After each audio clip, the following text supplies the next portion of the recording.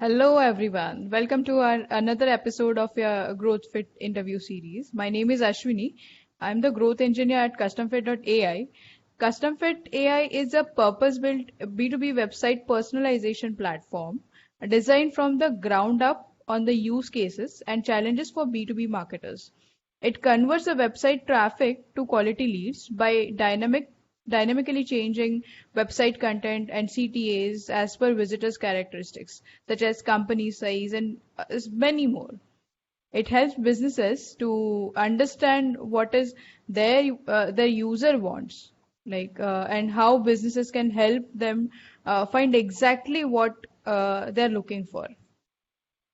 Today, we will discuss basics to depth of demand generation, some touch points designed to raise awareness of customer challenges, position your brand as a trusted advisor, generate leads, sell your solutions, and if done correctly, foster genuine brand loyalty. The long-term element is essential. Demand generation isn't a quick fix, right? Let's welcome Yeah. Let's welcome our special guest today, Laura Bluchinski. She is currently working with Houghton Mifflin Harcourt. For more than 185 years, HMH has inspired all learners to activate curiosity, elevate potential, and find their moments of brilliance and breakthrough. Laura is working in this industry for more than 18 years, if I'm not wrong, Laura. That is correct. Yeah. I think there is a lot to learn from you today. Let's understand from Laura some strategies of demand generation. Welcome, Laura, and thank you so much for joining us in the session. Thank you for having me. We would love to hear about you and your journey from start to end, Laura. How you started, what all challenges you faced, and how did you overcome them and reach to this position? Sure. Absolutely. So, yeah, as you mentioned, I've been in the industry a long time. I probably kind of fell into marketing. I started out my career with a gaming company working in customer service and various jobs along the way. So I've done a little bit of everything: product marketing, content, post sale, social, paid, pretty much any bits of marketing. I've had my hand in it at some point in my career. Most recently, I've been really focusing on demand strategy, specifically post sale communications. Okay.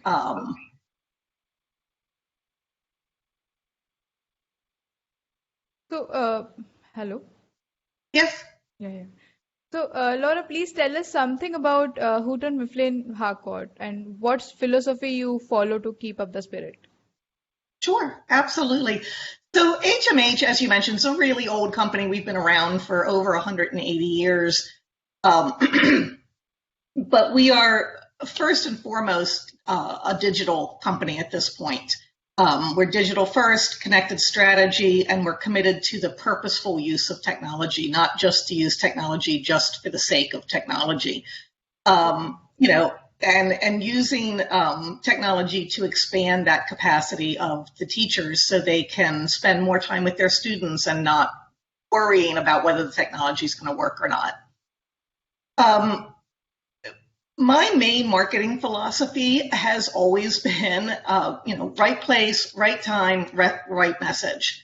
To make sure that you're talking to your customers where they are in their journey, and not just mass emailing out to them or mass communicating out to them as generic, but really getting into the details of where they are and making sure you're talking to them about what they care about.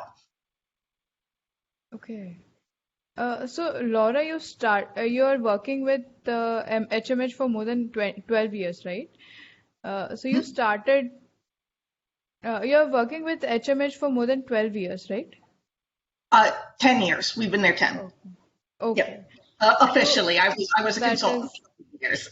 that That is really a long, long time, I must say. You started with marketing and web strategy consultant, and now you are a director demand generation. So, what all things did you change to take HMH to this level? You have, I think, 3.9 million monthly visits now. Mhm. So, what did you do to create this demand in marketplace? Sure. We spend a lot of time really talking about the customer. We spend a lot of time talking to our salespeople. We spend a lot of time talking to our customer success people. Just really find out, and directly to the customers themselves, to find out what their challenges are. And those changed a lot in the last 10, 12 years. And certainly in the last 18 months, they've changed dramatically in a very short period of time. So really trying to meet the customer, like I said, kind of where they are, and then creating quality content. If you don't have excellent content, if you don't have things people are going to be interested in, they're not going to come. It's a little bit like and you may be too young to get this reference, but A Field of Dreams. There was an old movie, A Field of Dreams, where they, the whole thing was build it and they will come. It's the kind of thing. If you build a great website, you're going to get input. You're going to get people coming to you. Great. Uh, So Laura, what is your take on community building when it comes to customer? Is it needed that you build a community for them? Is it a part of your marketing mix? How do you design and validate your customer retention and loyalty programs? Sure. Yeah, absolutely. Building that community is essential. And, you know, in the education field, you have a couple different layers. You have the teachers who are the ones doing, the everyday work, and then you have the administrators and the principals and the district leaders and things like that, which have different, they have different concerns. We have a couple things here at HMH. We have a teacher's corner within one of our platforms where it's almost entirely run by the teachers themselves. We add input, we add content, but we allow the teachers to talk to each other, to share ideas. Teachers, without a doubt, are some of the most creative people on the planet. They truly understand what their students need, and will really go out of their way to make sure that they're getting those. Excuse me. But I think that building that place, there's other places, of course. There's the standard social places like Facebook and LinkedIn and Twitter, and those are important to have your presence on there. But there's also important, whichever industry you happen to be in, is to find the unique ones. There's a couple, and I'm not going to be able to come up with them off the top of my head, but there's a couple kind of teacher-centered social media forums that are really just for teachers. So being part of that community, but not trying to direct the conversation, but be a part of the conversation. Okay, I will somewhat dig into it here. So according to you, what are some of the creative ways to conduct customer and audience research? Oh gosh, I mean, the good old fashioned picking up the phone and calling people is always, very effective. We do a lot of surveys through our company, where we sometimes offer incentives for filling the surveys out, and sometimes not. We do a lot of just, I spend, sometimes days just kind of crawling the web, looking to see what our competitors are doing, looking at those sites where teachers are hanging out, trying to find the groups on Facebook that teachers are communicating in, and that kind of, like sleuthing, and then being that investigator to try to figure out where they are and what they're doing. You need to be a detective that time. A little bit, yes. So when you were working as a marketing or web strategy consultant, what was your take about personalizing the landing page of the website? I think it's important, but I also think thinking about the customer journey is kind of as important. What are they going to do when they get there? Where are they going to go? If we have, and we don't currently, but we used to have, a web page that, basically you identify yourself right in the beginning. I'm a teacher, I'm an administrator, I'm a parent, and then it would take you into different themes. But really think about that, like what are they going to do? So they're going to click on this, I'm a teacher, but then what's going to happen? Where are they going to go? And is it going to be engaging to them? Do you have the right content there for them? Okay. That's very valuable information, I must say.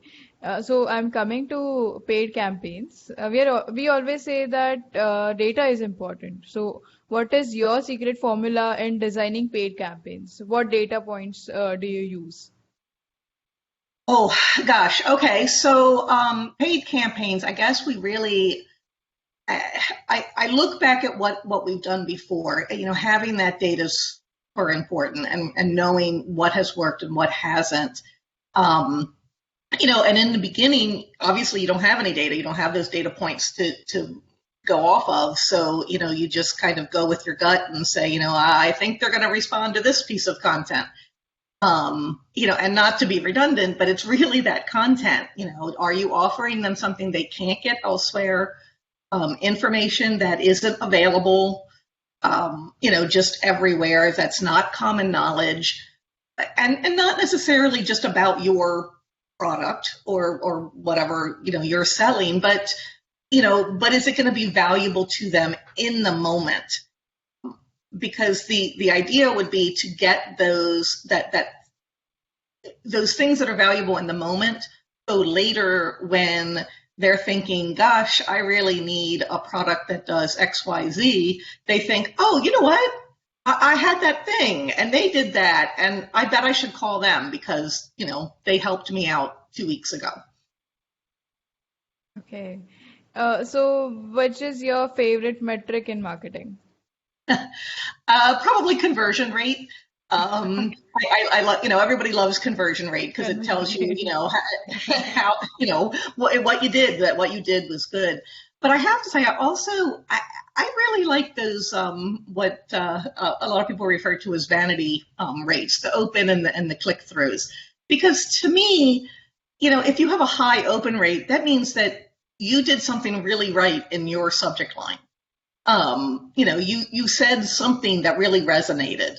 And then, if you get the click through, not only did you say something that really resonated to get them into the email, then you said something additionally, or you showed them something, or there was a video, or you've given them something that's made them say, yeah, I want to take this journey further. I've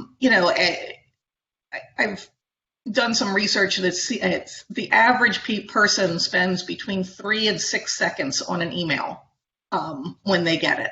That's not very long. So getting them to open it is such a big thing. And then once they open it, you have 3 seconds to get their attention and make them understand everything you're trying to say to them and get them to click. That's not a very long time. You need to be really compelling. So I must say, if you want bigger conversion rates, you must dig into your customer and do a lot of research Yep. about how they behave. Not even the technical, but also the psychological research of your customer. Exactly. Okay. So we went ahead with the metric, but I would also like to understand about the lead generation methods. What is a major source of your lead generation, Laura? So inbound, honestly, it's people coming to us. One of the benefits of being a company that's as old as we are is that, we have market penetration. Everyone knows in the education industry. They know who Houghton Mifflin Harcourt is. We're not a big mystery. We've been around for a long time. But really getting people, making sure that our inbound situations, our web page, the vlogs that we're creating, the newsletters, any of the content that we're creating, making sure that is what they need, is really so important. And like I said, our biggest input is people coming to our site, spending on average 5 to 7 minutes wandering around, and then ending up with a sample pack, and trying out the product. Okay. So do you recommend any specific platform that can do wonders for the SaaS lead generation? I'm sorry, for the what transition? Do you recommend any specific platform that can do wonders for a SaaS in lead Oh, for the generation? Yeah, I don't know. We use a bunch of different platforms here. I don't know that I would call them wonders. So I think I'm going to plead the fifth on this particular question. Okay. So paid or organic? What is your favorite? Organic, 100% organic, no question. 100% organic. Um, paid has its place, and it's important, when you're trying to get a specific message in front of a specific group of people. But organic is just, in my opinion, is just so much more valuable, because if it's organic, they were looking for you in the first place. They were trying to find what you're offering. They were already partway down that path, so you don't have to start way at the top. You can kind of start in the middle and get them down the path. Great. What do you think is the most effective way of increasing a brand's online presence? So you have got a really, really good online presence. So I must say it's a good take for us from you. Uh, Content. Again, not to be repetitive, but it's all about the content. And thinking outside the box. I just yesterday, I was talking to another vendor, and they were talking about, instead of doing a webinar about one of their clients' products, they decided that they were going to do a Jeopardy game show.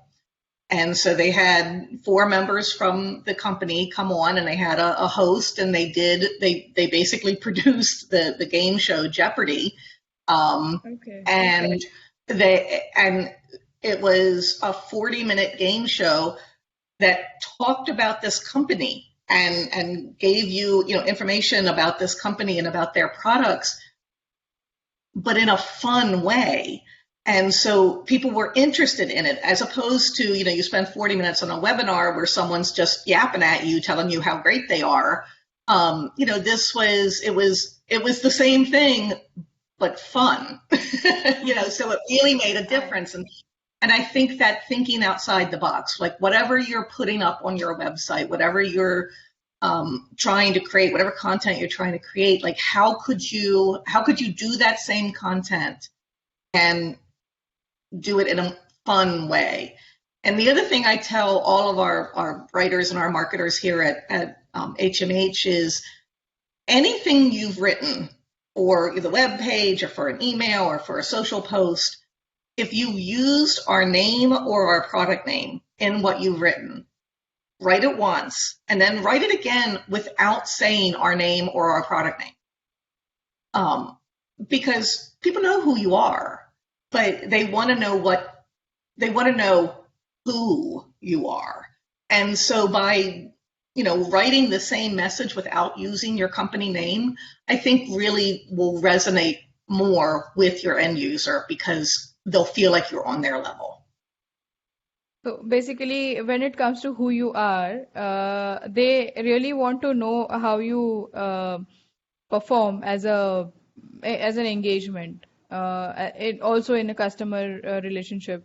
How are you like your presence and your values when it comes to relationship and customer Right. engagement? Absolutely. You need to be authentic. People, everyone can sniff out fake in nothing flat.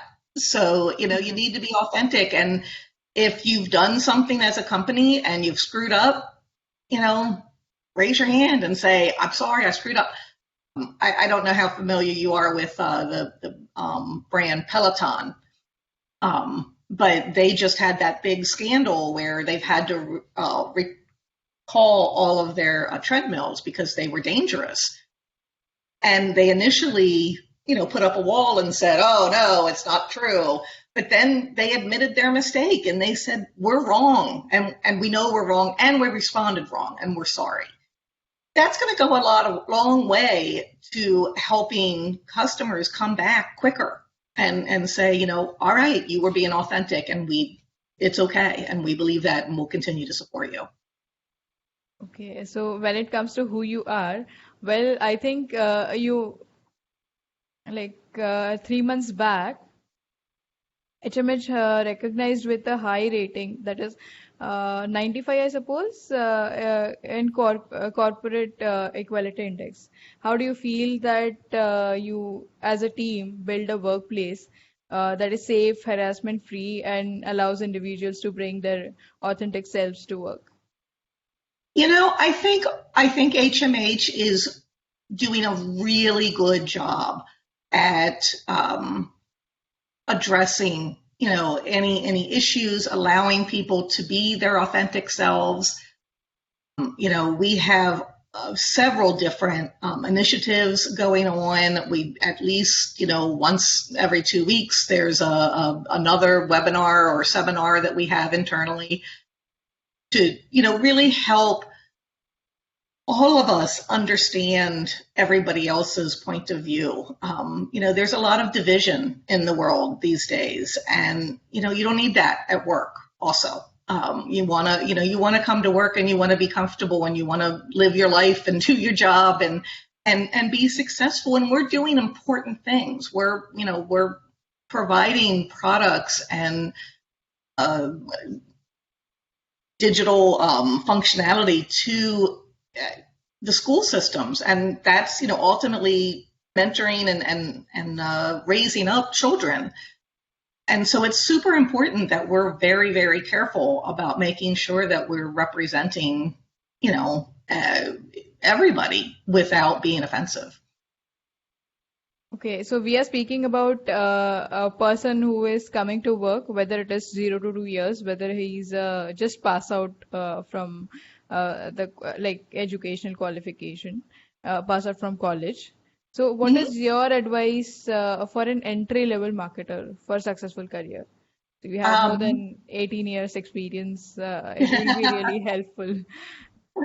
I would tell someone who is fresh out of college, who is just starting, and honestly, I would say this to any career, not just marketing, but I, be present, be be listen to everyone.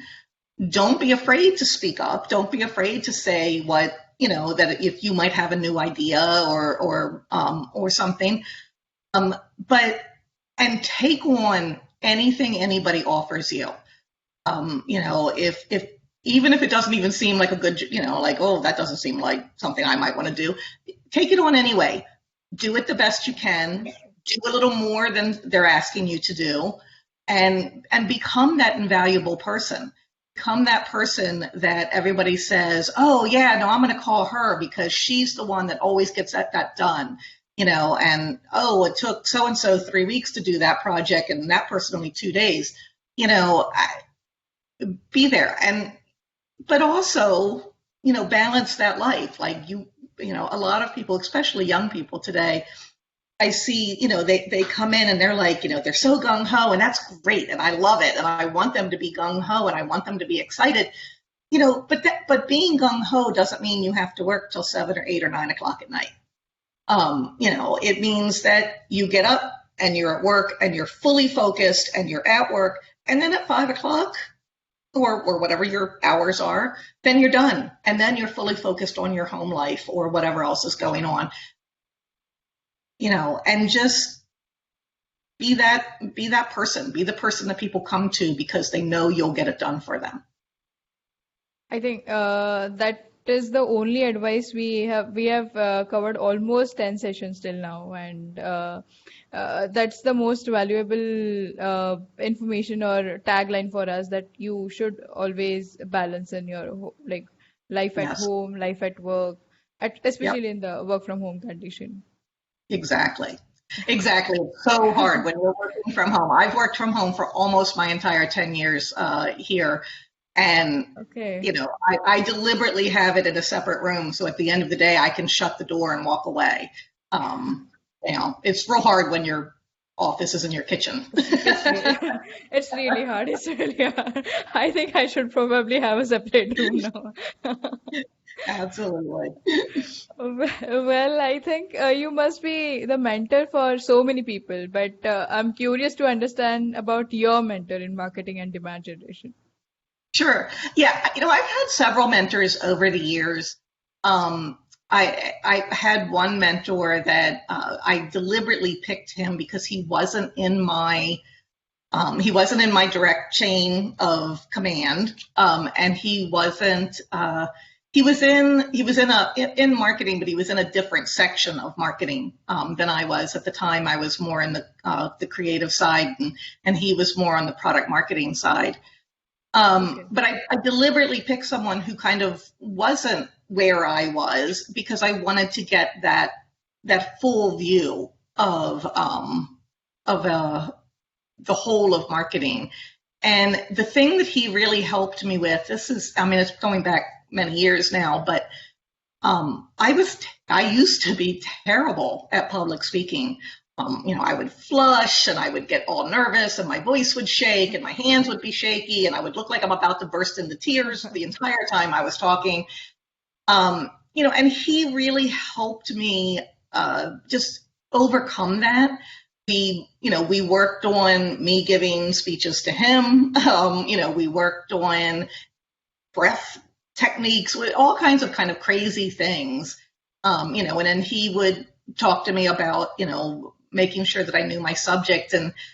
And one of the things he said to me, and it's so silly, but he said, whenever you're talking, whenever you're, giving a speech or doing an interview or whatever it is you're doing, you can sound confident as long as you know your subject matter. Like if you tried to ask me about, I don't know, animal husbandry, I would probably have a lot harder time to discuss that. I don't know much about that. But I can talk all day about marketing because this I know. And if you don't know your subject, just be honest. Again, that authentic self. You know what? I don't know the answer to that question. I can't answer that one. That just being authentic. And in the workplace, when someone asks me a question I don't know the answer to, my answer is, I don't know the answer to that question, but I'll figure it out. Give me a couple days and I'll get back to you. So I think it's really important to have a boss or maybe a person in your life to whom you look up in deep troubles, and Yes. just get away all this and keep calm. So Hmm. I am really happy to share that I also have our manager is really that person, completely into meditation, and he's really when you talk to him, when you bring problems to him, he's just okay, this will happen, and next day it happens. It actually Right. happens. And second person is our CEO. He's really really good. Like Yeah. the person you hold you and just keep you bring you up. Those Yes. kind of persons. It's really important to have you in your life. Absolutely. And And there have been times in my life where that person hasn't been my boss. Everybody has bad bosses throughout their career. And there have been occasions where my boss was, knocking me down and not doing the things that they should have been doing as a boss.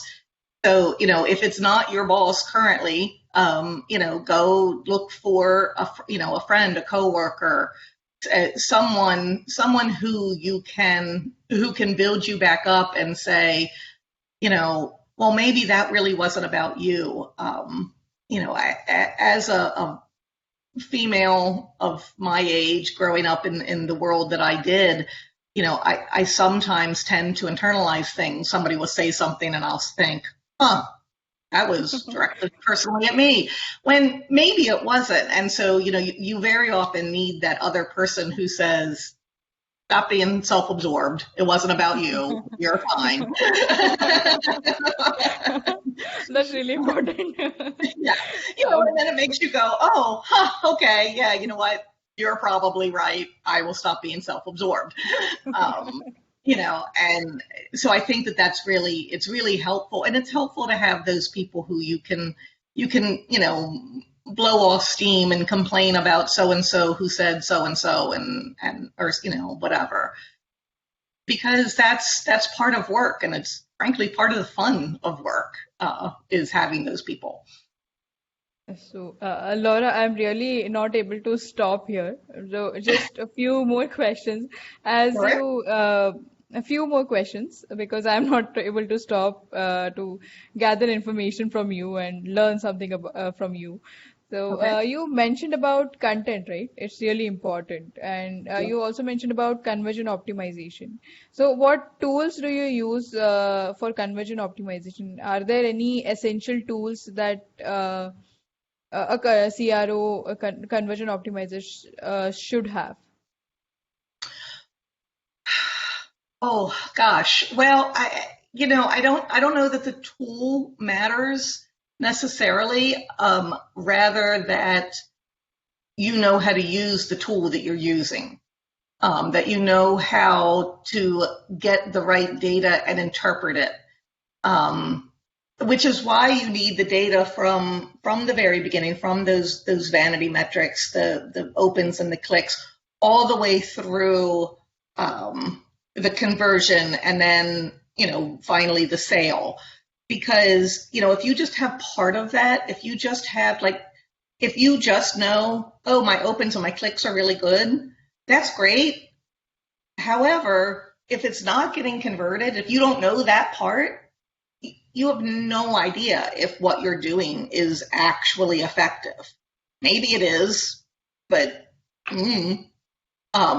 and vice versa. If you just have that conversion, you don't know how many people opened or how many people clicked or what the engagement was. You're not gonna.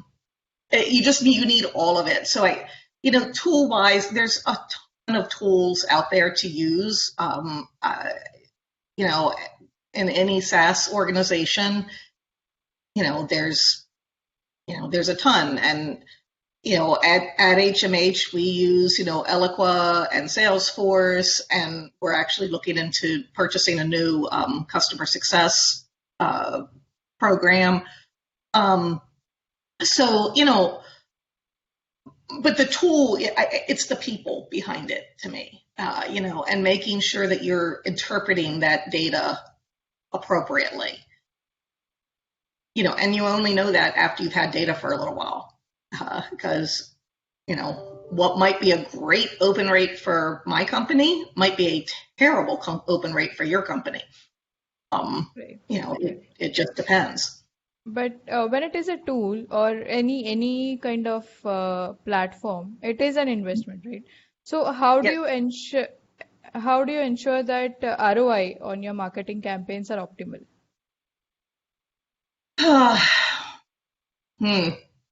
Really tough question, honestly.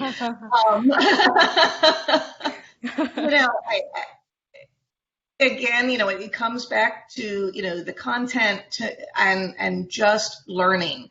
if you start, let's say you have a campaign that is, you've planned the strategy out, it's 12 months long, and you're going to send, you're going to do X amount of social media for the first month, and then you're going to do, vlogs, and then you're going to intersperse website optimization, and you have this whole plan, like all worked out. You know exactly what you're going to do for the next 12 months.